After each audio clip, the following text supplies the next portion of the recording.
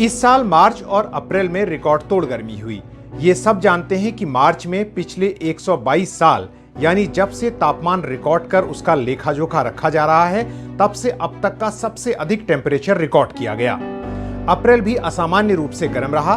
गर्मी ऐसी कि बसंत का मौसम गायब ही हो गया। सर्दी से सीधे गर्मी में छलांग। गेहूं की फसल पर भारी असर पड़ा। जैसी हीट वेव पहले कभी कभार ही हुआ करती थी, लेकिन अब क्लाइमेट साइंटिस्ट एक बड़ी चेतावनी दे रहे हैं कि 2022 जैसी हीट वेव की संभावना 30 गुना तक बढ़ गई है। नमस्कार, मैं हूं हृदय जोशी। जी हां, सही सुना आपने। 2022 यानी इस साल जिस तरह की गर्मी पड़ी है, जितनी जल्दी और जितनी लंबी चलने वाली और जितने असामान्य तापमान वाली गर्मी पड़ी है, ऐसी हीट वेव होने की संभावना अब 30 गुना ज्यादा बढ़ रही है। और इसके पीछे वजह क्या है? इसके पीछे वजह है मानव जनित यानी आपके और हमारे द्वारा किए गए कार्यों के से जो जलवायु परिवर्तन हो रहा है, जो कार्बन इमिशन के कारण इंसान की जरूरतों के, इंसान की हरकतों की वजह से, वह जलवायु परिवर्तन और ग्लोबल वार्मिंग इस बदलाव के लिए जिम्मेदार है। यह रिसर्च जो सामने आई है वो है WWA की यानी वर्ल्ड वेदर एट्रीब्यूशन, जिसमें क्लाइमेट साइंटिस्ट दुनिया भर के, जिसमें भारत देश भी शामिल है, वहां के विशेषज्ञ शोधकर्ता और क्लाइमेट साइंटिस्ट भी शामिल हैं, उन सब का एक ग्रुप है। और इस ग्रुप ने रिसर्च की और भारत और पाकिस्तान यानी उत्तर पश्चिमी भारत और दक्षिण पूर्वी पाकिस्तान के हिस्से जहां सबसे ज्यादा गर्मी पड़ी थी, वहां पर फोकस किया और वहां पिछले 70 साल के आंकड़ों को लेकर क्लाइमेट मॉडल्स के जरिए यह पता लगाने की कोशिश की कि बढ़ते हुए जलवायु परिवर्तन और ग्लोबल वार्मिंग से हीट वेव की संभावना कैसे बदल रही है। यह उन्होंने कैसे किया, इस मॉडल के बारे में और बारीकी से और आसानी से हम समझेंगे आगे IIT की प्रोफेसर अर्पिता मंडल से, जो इस रिसर्च का हिस्सा रही हैं। लेकिन पहले हम आपको बता दें कि भारत और पाकिस्तान दोनों ने इस बार अनप्रेसिडेंटेड, अभूतपूर्व गर्म जो तापमान है वो देखे हैं। पाकिस्तान के सिंध प्रांत में जहां 50 डिग्री का तापमान पार कर गया, वहीं भारत में कई शहर ऐसे थे, राजस्थान और दिल्ली शहर के कुछ हिस्से भी शामिल हैं, जहां 49 डिग्री से अधिक तापमान रिकॉर्ड किया गया। और यह जो गर्मी पड़ी है, हीट वेव पड़ी है, इसके पीछे एक वजह जो है बरसात का कम होना भी है। प्री मॉनसून जो बारिश है वो पाकिस्तान हो या भारत हो, वहां कम हुई है। भारत का अप्रैल खत्म होते होते भारत का 70% हिस्सा हीट वेव की चपेट में था। तो इसकी जो जियोग्राफी है, इसकी जो असामान्य तापमान है, जो इसका अर्ली ऑनस्लॉट है, जो जल्दी शुरू होना और देर तक चलना, ये सभी कारण हैं जो हीट वेव को भयानक बना रहे हैं। ये हमारी खाद्य श्रृंखला के लिए संकट है, ये हमारी गरीब जनता के लिए संकट है जो बाहर धूप में काम करती है, ये हमारी GDP के लिए संकट है, ये आपके और हमारे जैसे लोग भले ही धूप में बाहर न जाते हों, उनके लिए भी एक बहुत बड़ा संकट है, क्योंकि पूरे बाजार, पूरी अर्थव्यवस्था, पूरी GDP, पूरे समाज को ये हीट वेव खत्म कर रही है। हीट वेव जो है नुकसान पहुंचा रही है। इस रिसर्च में वैज्ञानिकों ने इस बात की भी चेतावनी दी है कि हीट वेव जो है, अभी तक के जो आंकड़े उपलब्ध हैं जिन जिन देशों के, वहां सबसे बड़ा क्लाइमेट डिजास्टर प्रूफ हो रही है। तो मेरे साथ बातचीत करने के लिए है प्रोफेसर अर्पिता मंडल, जो IIT मुंबई में है और जो इस पूरे शोध का हिस्सा रही और उन्होंने इस पर शुरू से लेकर अब तक काम किया है।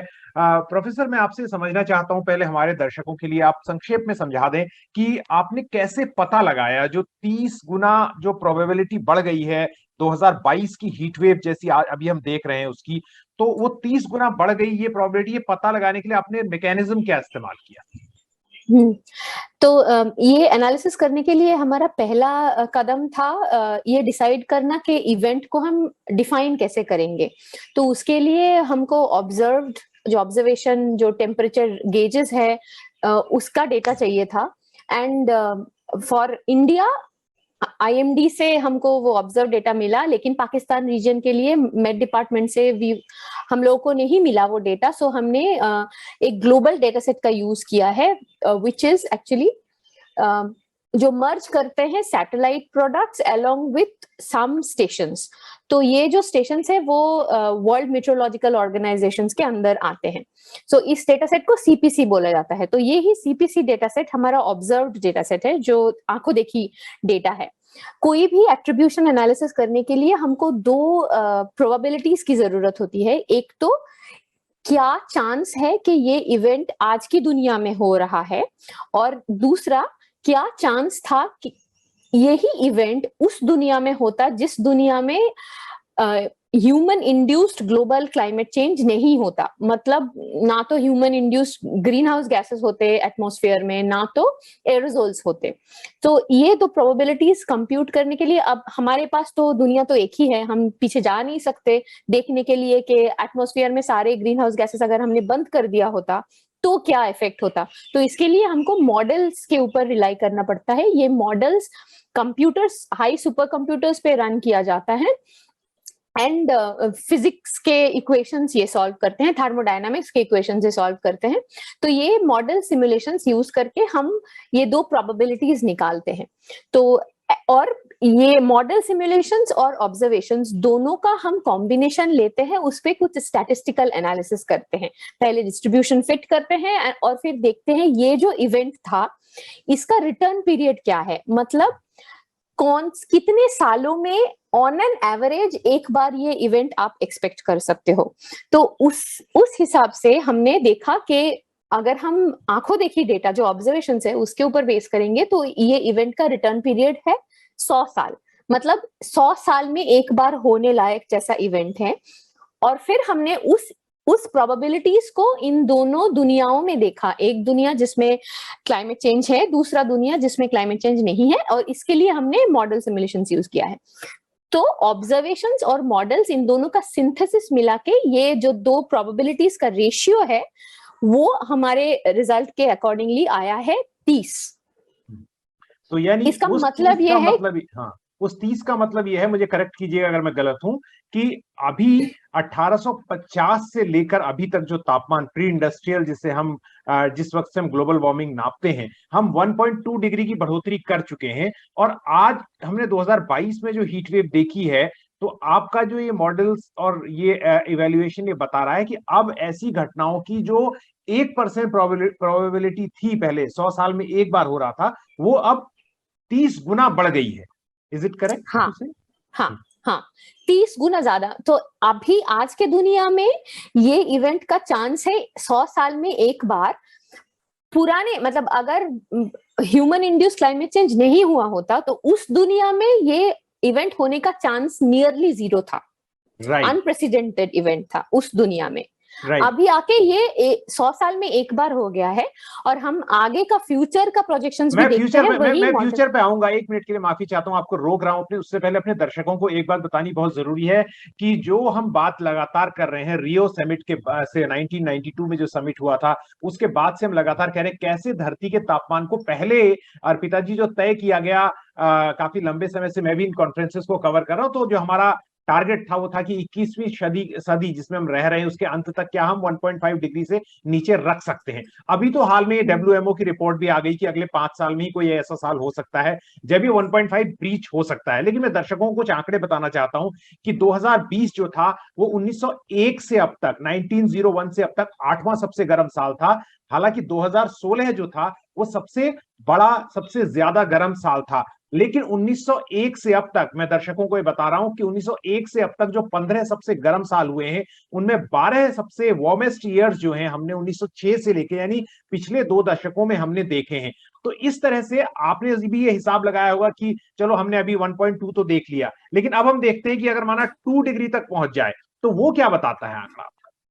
अगर 2 डिग्री तक ये तापमान पहुंच जाए तब ये घटनाएं कितनी प्रोबेबिलिटी बढ़ेगी।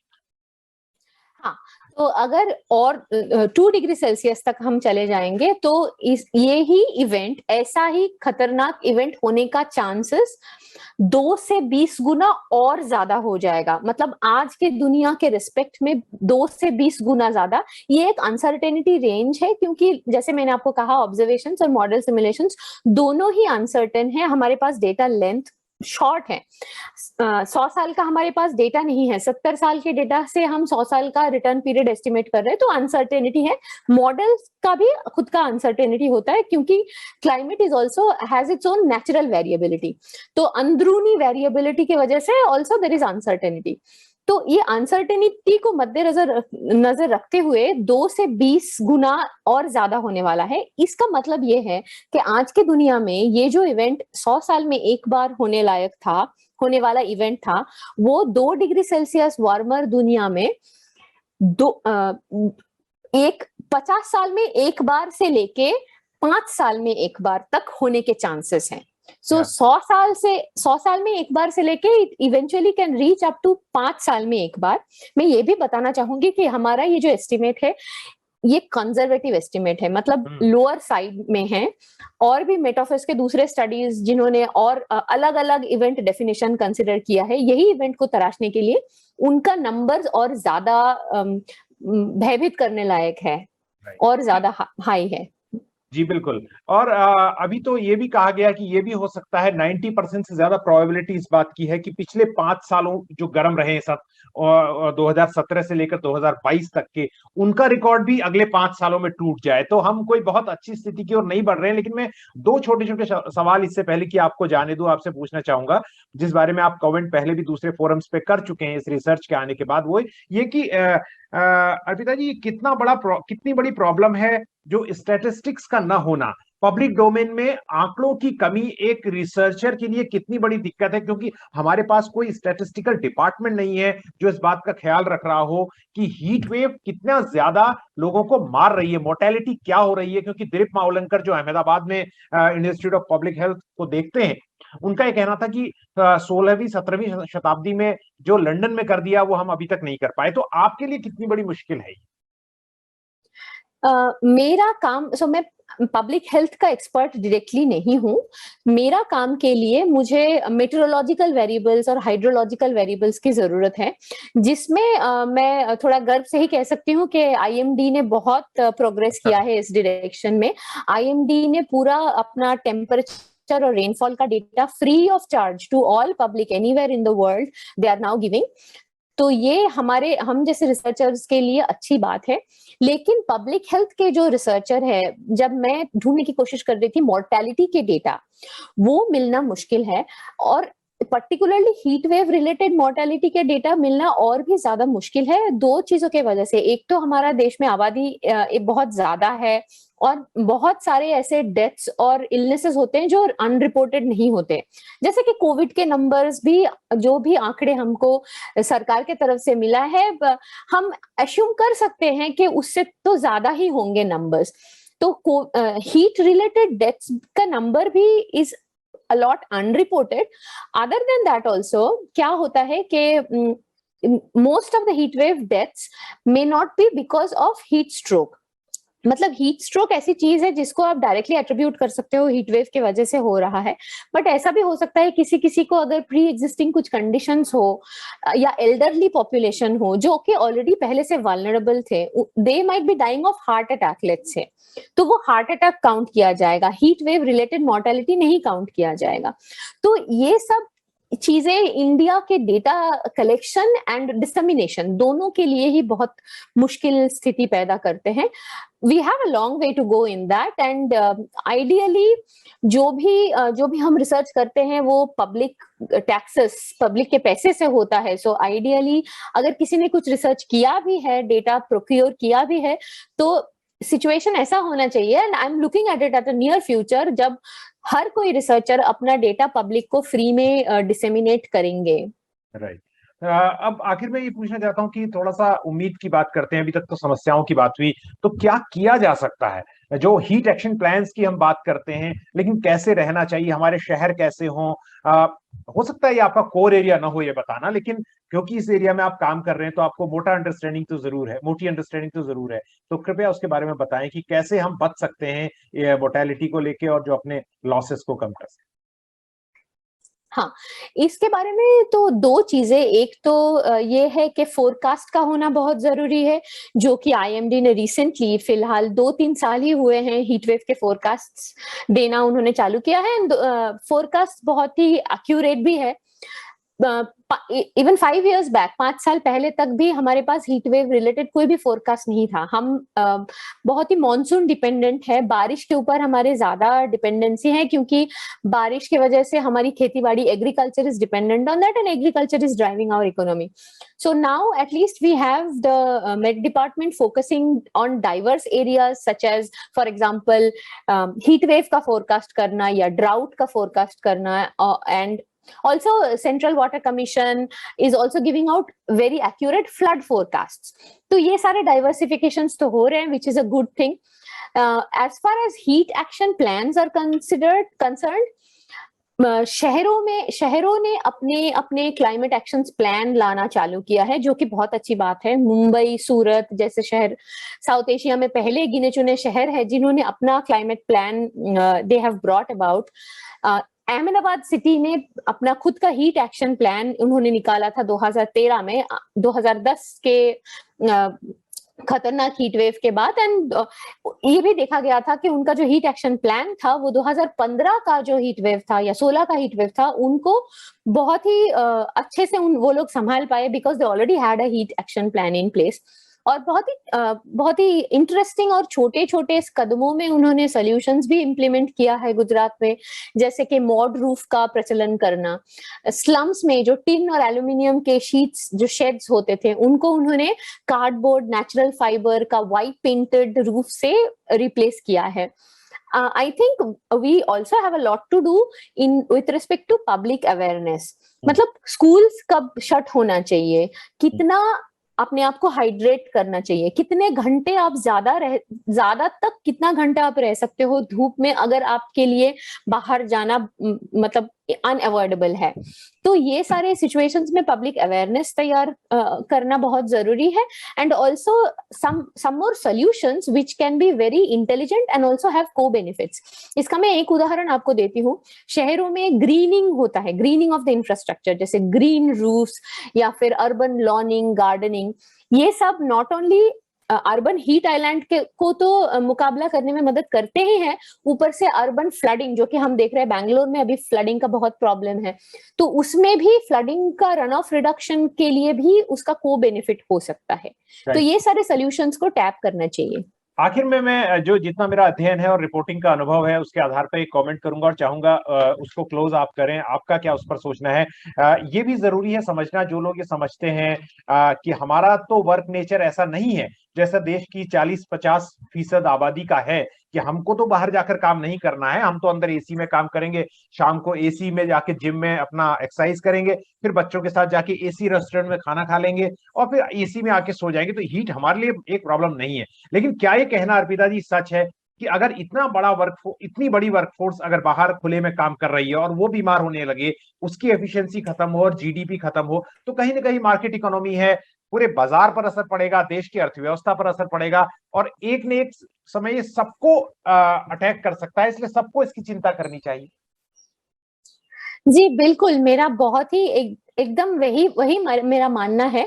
और मैं तो ये बोलूंगी कि इसका कैस्केडिंग इफेक्ट्स आपके घर तक तो आएगा ही, ग्लोबली भी जाएगा. जैसे कि हमने देखा है कि इंडिया ने इस साल हीट का एक्सपोर्ट बंद कर दिया है. यूक्रेन के गेहूं एक ऐसा क्रॉप है जो कि बहुत ही सेंसिटिव है टेम्परेचर के चेंजेस को.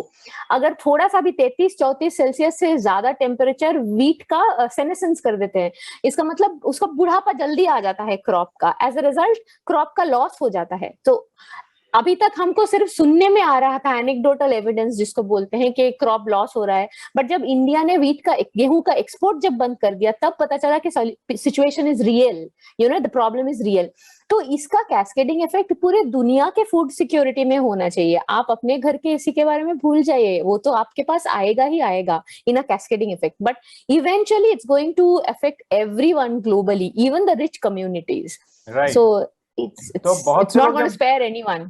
क्लाइमेट चेंज कॉन्फ्रेंसेस में बहुत से लोग ये आर्ग्यूमेंट देते हैं और उस वक्त थोड़ा सा उससे सहमत होना मुश्किल हो जाता है. कहते हैं कि अगर गर्मी बढ़ रही है तो एडेप्टेशन हो रहा है, जो फसल कम ऊंचाई पर होती थी वो ज्यादा ऊंचाई पर हो रही है.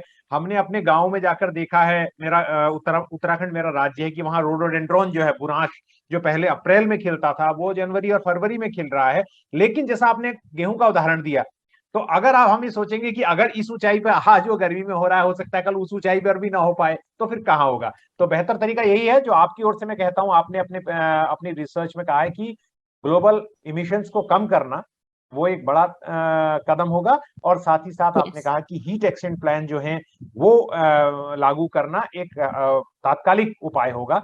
तो आपने हमसे बात की, बहुत बहुत शुक्रिया, बहुत छोटे नोटिस पर, और हम उम्मीद करते हैं आप ऐसी ही आगे रिसर्च हमारे लिए लाती रहें। शुक्रिया। Thank you, pleasure.